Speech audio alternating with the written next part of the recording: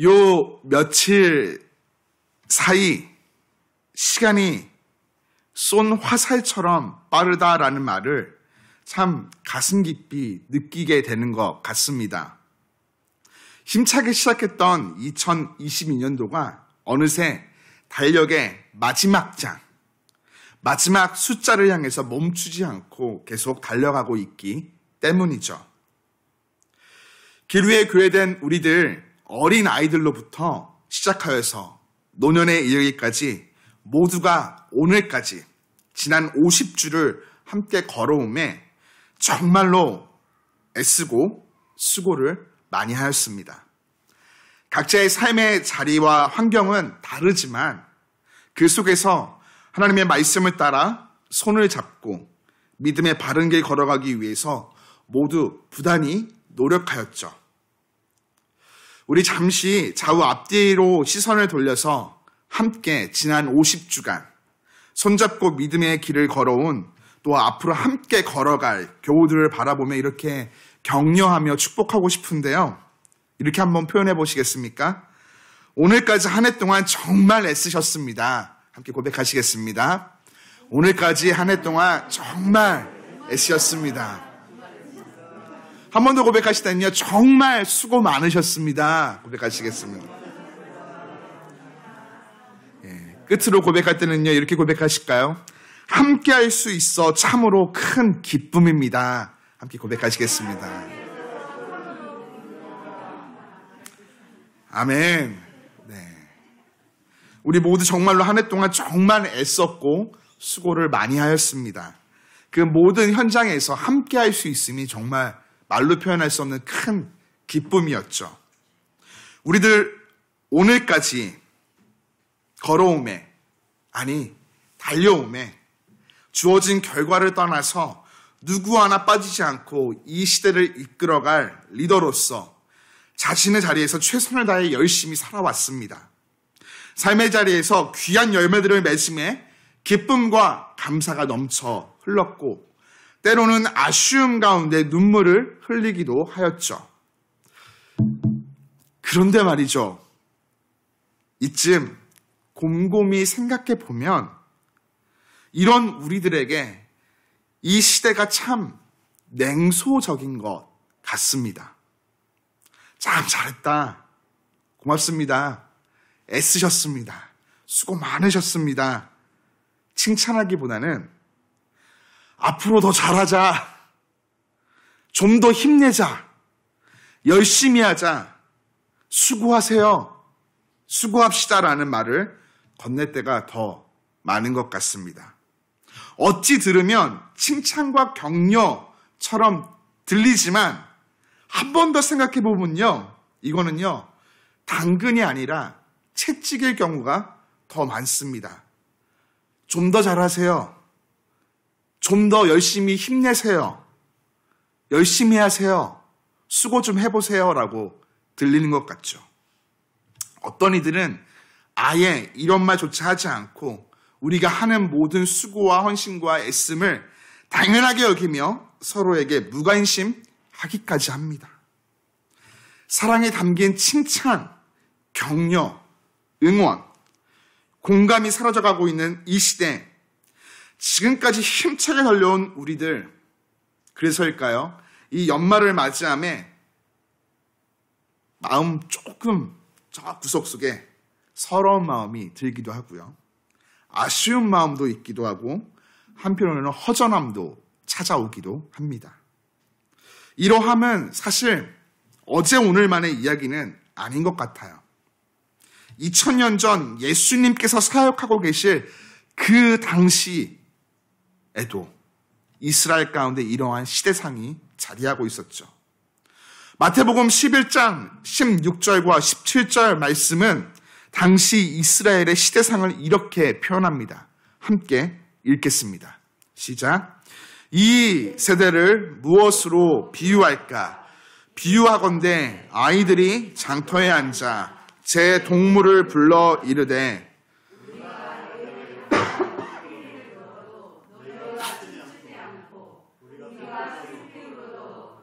가슴을 치지 아니하였다 함과 같도다. 아멘. 아이들은 어른들의 자화상이라는 말이 있죠. 어른들의 모습, 그러니까 시대적인 상황이 아이들의 모습 속에서 그대로 비춰지는 것입니다. 마땅히 놀만한 장난감이 귀하였던 그 옛날에는 아이들이 어른들의 모습을 따라하였습니다. 소꿉놀이, 소꿉 장난치면서 놀았던 것이죠. 마치 이런 것이에요. 들어보세요. 장터에 동그랗게 모여 앉아있던 아이들끼리 이야기합니다. 넌 신랑하렴. 난 신부할게. 그리고 넌 피리 부는 사람이고 너희들은 하객으로 함께 기쁘게 춤을 춰줘. 서로 역할을 분담하고는 피리 부는 친구의 소리에 맞춰서 결혼식 소꿉 장난이 시작됩니다. 그런데 말이죠. 여기서 문제가 발생합니다. 글쎄, 하객으로 기쁘게 춤을 춰줘야 되는 친구들이 전혀 기뻐하지도 않고 춤을 춰주지도 않는다는 것이죠. 그래서 이번에는 소꿉놀이 장르를 조금 바꾸었습니다. 바로 결혼식이 아니라 장례식이죠. 한 무리의 친구들이 상주가 되어서 슬퍼하며 애곡함에 다른 친구들은 옆에서 무엇을 해줘야 될까요? 함께 곁에서 가슴 치며 아파하는 것이죠. 그런데 말이죠. 한 무리의 친구들이 슬퍼하며 눈물로 애곡함에도 곁에 있던 다른 친구들은요. 강 건너 불구경하듯이 전혀 가슴 치며 아파하는 모습을 보이지 않습니다. 공감하지 못한다는 것이죠. 다른 이의 즐거움, 기쁨, 혹은 슬픔과 아픔, 그 수고와 헌신, 애씀 앞에 무관심하며 전혀 반응하지 않는 것입니다. 그렇습니다. 예수님이 전하시는 비유에 따르면 당시 시대적인 시류, 그 흐름은 다른 사람의 주어진 상황과 환경 앞에 무반응, 무관심, 무공감이었던 것이죠. 나에게 집중되어 있지 다른 사람에게 관심이 없었다라는 것입니다. 이런 시대를 살아가던 이들에게 오늘 예수님은요, 놀라운 초청을 전하십니다. 무엇입니까? 수고하고 무거운 짐 지는 자들아, 다 내게로 오라. 내가 너희를 쉬게 하리라. 여러분 혹시 이런 경험 있으신가요? 전화기 넘어 목소리를 듣기만 해도 지쳐있던 내 심령의 위로와 용기가 되며 칭찬과 격려를 얻는 것들 말이죠. 저는 모든 그리스도인들에게 예수님의 이 말씀이 바로 그와 같은 것이라고 믿습니다. 수고하고 무거운 짐진 자들아, 다 내게로 오라. 내가 너희를 쉬게 하리라. 이 말씀을 대할 때마다 예수님의 그 음성이 내 귓가에 들려오는 것 같아서 큰 격려와 은혜가 되어지는 것이죠. 그런데 이 말씀의 뜻을 알면요, 이와 비교할 수 없는 더 큰 은혜의 감동을 얻게 됩니다. 들어보십시오. 예수님 오늘 초청하시는 수고하고 무거운 짐진 자들에서 수고하다라는 말은요, 육체적으로 힘겹고 어려운 노동으로 고나고 지쳐있다, 감정적으로 용기를 잃어버리고 낙담하다라는 뜻을 가지고 있습니다. 단 한 번 낙담하거나 지친 것이 아니라 여러 번 반복되어진 상황을 이야기하는 것이죠. 어쩌면 오늘 우리들의 삶의 모습과 같을 수도 있겠다 생각됩니다. 또 짐을 지다라는 말은 주변 상황이나 개인적인 문제로 누군가에 의해서 무거운 짐이 내 어깨 위에 들머 지어지는 것이죠. 염려의 짐, 의심의 짐, 탐욕의 짐, 야망의 짐, 성취욕의 짐, 종교의 짐, 죄의 짐에 눌리는 것입니다. 이런 짐에 눌려있는 자들은 삶에서 고통을 느끼며 기진맥진하게 됩니다. 예수님 당시 많은 사람들은 로마의 압제 속에서 육체적으로, 정신적으로 지치고 쇠잔했습니다. 이런 시대 속에서 어떻게든 자기가 원하고 바라는 것을 이루기 위해서 노력하지만 이것을 성취하지 못한다면, 실패한다면 그동안 공들였던 시간, 재화, 열정들이 그들의 마음과 어깨를 무겁게 만들었죠. 게다가 바리새인과 서기관들, 즉 유대 종교 지도자들이 지켜야 한다고 제시했던 율법의 전통은 삶을 무겁게 짓누르는 진짜 짐이었습니다. 바리새인과 서기관들은 안식일에는 밥을 해서도 안 되고 돈을 사용해서도 안 되며 짐승을 타는 것도 절대 안 된다. 한 번에 이동할 수 있는 거리까지 엄격히 제한되던 613가지의 율법적인 전통을 지켜야만 구원받을 수 있다 가르쳤습니다. 이러한 종교적인 요구는 사람들로 하여금 무거운 짐이 되어서 삶을 짓누르고 고통스럽게 하였죠. 모든 것이 안 된다, 안 된다, 안 된다. 이런 그들에게 예수님 말씀하십니다. 내가 쉬게 하리라. 내가 쉬게 하리라. 직역하면 그러면 내가 너희를 쉬도록 만들 것이다. 이죠. 무슨 뜻입니까? 이로다 말할 수 없는 로마의 압축 속에 고나고 낙담되어 있으며 어깨에 짊어져 있는 여러 무거운 짐으로 지치고 고통스러운 너희들의 인생, 다른 사람들 다 공감 못하고 반응하지 않으며 무관심하여 모를지라도 나만큼은 나는 알고 있어. 내가 알고 있어.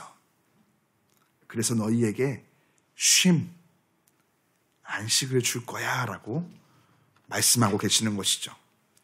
예수님에게 나아오는 지치고 고난 이들에게 쉼, 참된 안식을 주시겠다 강한 의지를 보여주시는 것입니다. 예수님은 이 땅에서 수고하고 무거운 짐을 지고 살아가는 이들의 삶에 관심을 갖고 바라보시며 공감하십니다. 그리고 그들의 모습 앞에 반응하여 주시죠. 그들이 예수님께 나아오면 세상에서 얻을 수 없는 참된 쉼과 안식을 주시는 분이 바로 예수님, 우리 예수님이십니다. 그분이 주시는 쉼은 인간에게 주어지는 최고의 격려이며 칭찬이고 위로가 되어집니다. 오늘도 삶의 현장에서 힘겨움에 노출된 사람들, 이 예주와 같이 어린아이들은요, 어린이집과 유치원에서 마냥 즐겁지 않습니다. 그들도 힘들어요. 학생들은 학교와 학원에서, 어른들은 노동의 현장과 가정에서 각종 업무와 여러 역할을 감당함에 고나고 지칩니다. 주어진 결과들 앞에 낙담하고 용기를 잃어갑니다. 점점 복잡하고 활락으로 치닫는 세상에서 윤리와 죄의 짐으로 그 마음이 시달리죠. 이런 상황 속에서 많은 이들 최선을 다했음에도 누구에게 관심받지 못하고 공감받지 못하기에 그 몸과 마음은요, 이미 상할 대로 상하죠. 이것이 사실 죄 가운데 있는 우리 인간의 실존입니다. 이게 저와 여러분들의 진짜 모습이죠. 이런 우리에게 예수님 말씀하십니다. 나에게 오라. 내가 너희를 쉬게 하리라. 이 초청은 단순히 나에게 와라 말씀하시는 것이 아니에요. 우리를 향해 예수님 그 앞에 전제를 달고 있어요. 수고하고 무거운 짐진 자들아. 이 부르심으로 우리가 지금까지 힘차게 달려온 삶의 모든 수고와 고달픔을 주님께서 알고 계신다. 인정해 주신다. 말씀하여 주시는 것이죠. 다 모든 것들을 알고 계시기에 자신에게로 그 영혼의 안식처로 나아오라 말씀하십니다. 이것보다 우리 삶의 가장 큰 격려와 위로, 결과를 떠나 수고했음을 인정해주는 칭찬이 어디 있겠습니까? 그동안 거친 세상과 시대의 시류 가운데서도 하나님의 자녀로 살아오느라 참으로 수고하고 애썼다.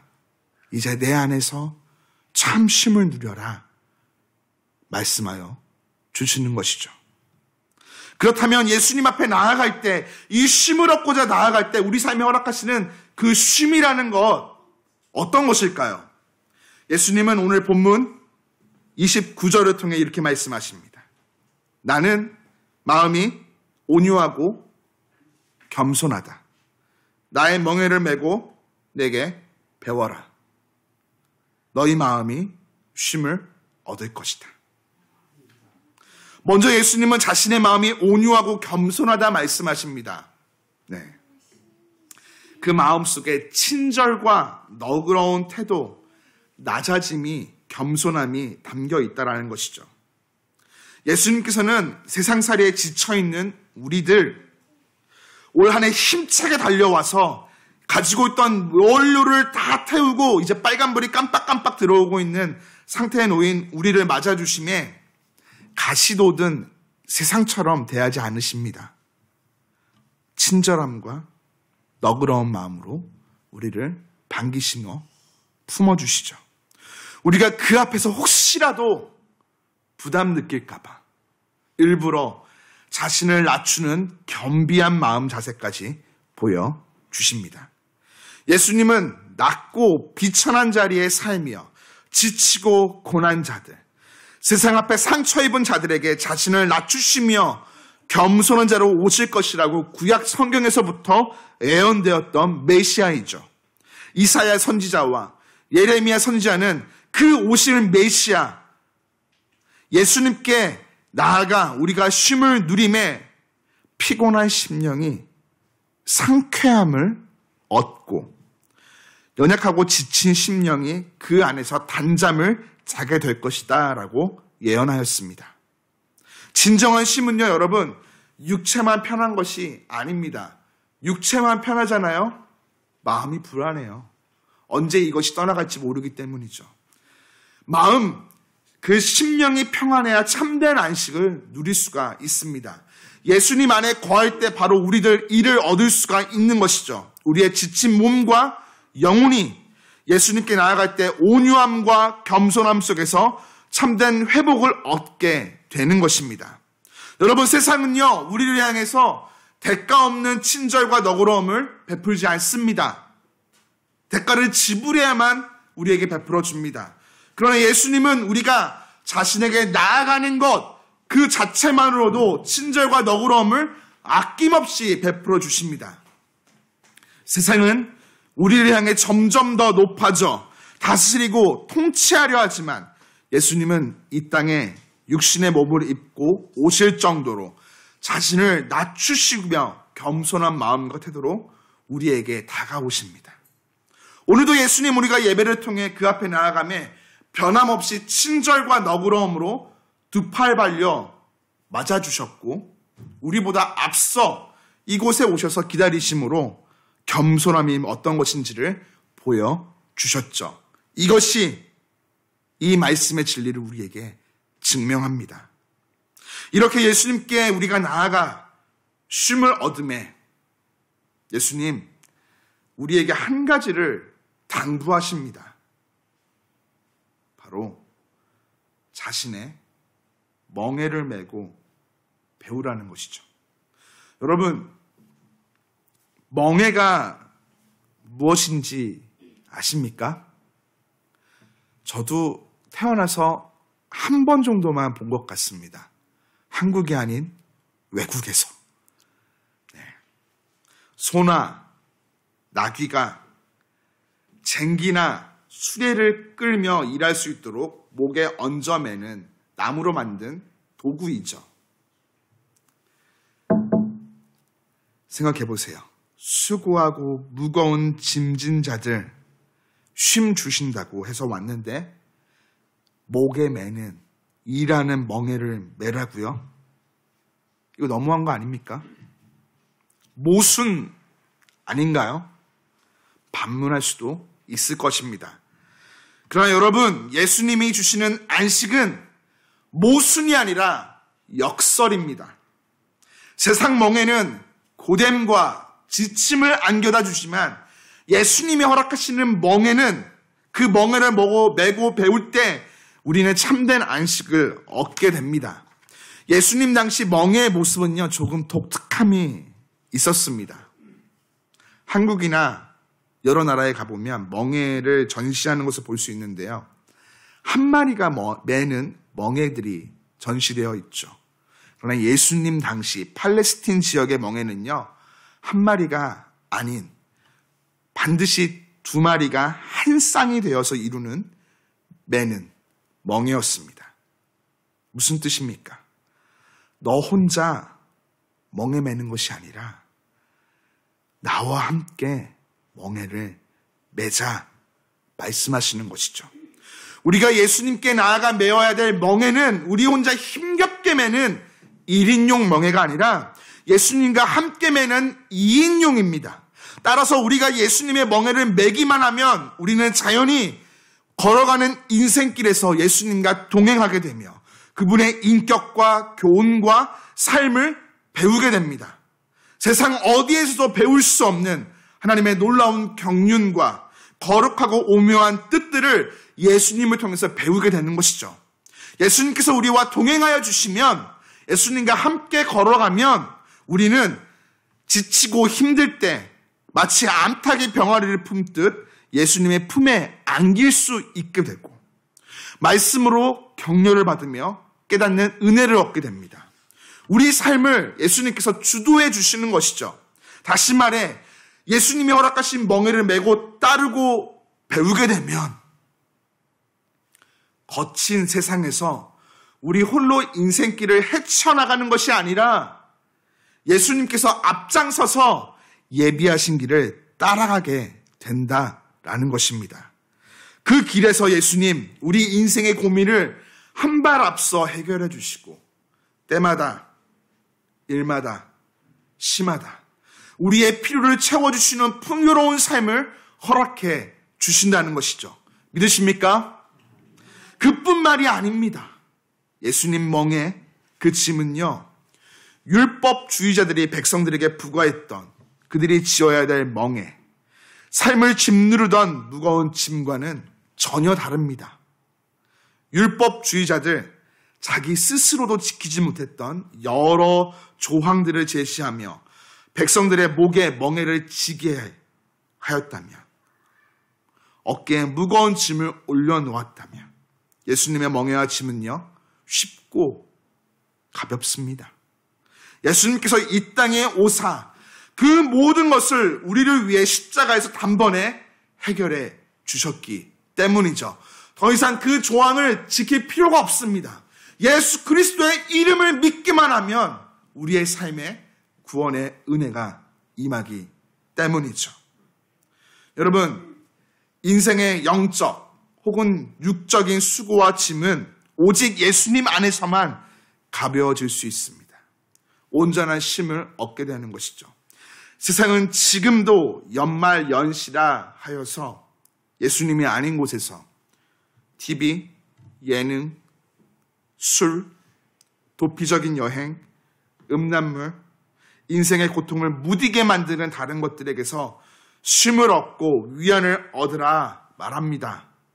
그러나 참된 쉼과 격려와 칭찬은 이런 여타의 것들에게서 얻을 수 있는 것이 아니라 오직 예수님 안에서만 얻을 수 있는 줄 믿습니다. 오직 예수님 안에서만 얻을 수 있는 것이죠. 예수님 밖에서 얻는 것들은요, 일시적인 것들이에요. 시간이 흐르면 우리 안에 텅 빈 감정만 남길 뿐이죠. 우리들을 올 한 해 영적으로 신앙의 자리에서 주어진 것들을 감당함에 수고의 걸음을 걸어왔습니다. 신앙생활의 자리, 기도 응답의 기쁨, 말씀의 은혜, 삶의 감사도 있었지만 맨날 그런 거는 아니죠. 신앙생활 홀로 하는 것이 아니기에, 그리고 나의 바람과 다른 상황들이 찾아오기에 여러 어려움들이 있고 속상함도 있고 눈물도 있으셨을 것입니다. 육적으로는 개인의 삶, 가정, 학교, 직장, 교회, 더 나아가 사회 속에서 주어진 역할과 책무를 감당하며 완수해 나가며 성공을 누리기도 하지만 실패를 경험하기도 하였습니다. 또 원치 않는 연약함으로 육체의 질병과 눈물을 흘림, 고달픔도 있으셨을 것이에요. 이런 한 해를 걸어온 우리 모두를 바라보며 제가 확신하고 있는 것은 바로 이것입니다. 무반응, 무관심, 무공감하는 이 시대 속에서 우리 모두 주어진 결과를 떠나서 격려와 박수와 칭찬을 받을 만큼 열심히 최선 다해 수고하며 살아왔다는 것이죠.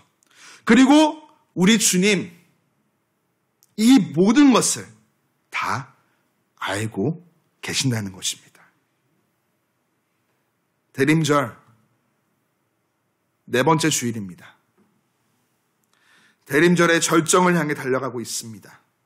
그 끝에는 성탄절이 우리를 기다리고 있죠. 기억합시다. 기억해야만 합니다. 예수님이 이 땅에 오신 성탄절. 예수님, 세상의 모든 자리에서 수고하고 무거운 짐을 지며 살아가지만 쉼을 얻지 못하는 우리에게 참된 안식을 베풀어 주시기 위해서 친히 인간의 몸을 입고 이 땅에 오셨습니다. 우리 때문에 오신 것이죠. 진짜 쉼을 주시기 위해서. 시대의 무관심, 무반응, 무공감 앞에서도 끝까지 눈물을 참고 견디며 깊은 한숨까지 내뱉는 우리의 삶을 다 아시기에 그 앞에 관심 갖고 반응하여 주시며 공감하여 주시고 참된 쉼과 안식이 무엇인지 알려주시며 누릴 수 있도록 허락해 주십니다. 이를 위해서 낮고 천한 인간의 몸을 입고 하나님이 이 땅에 우리에게 찾아오셨습니다. 세상 천지가 다 몰라줘도 예수님이 알아주시면 여러분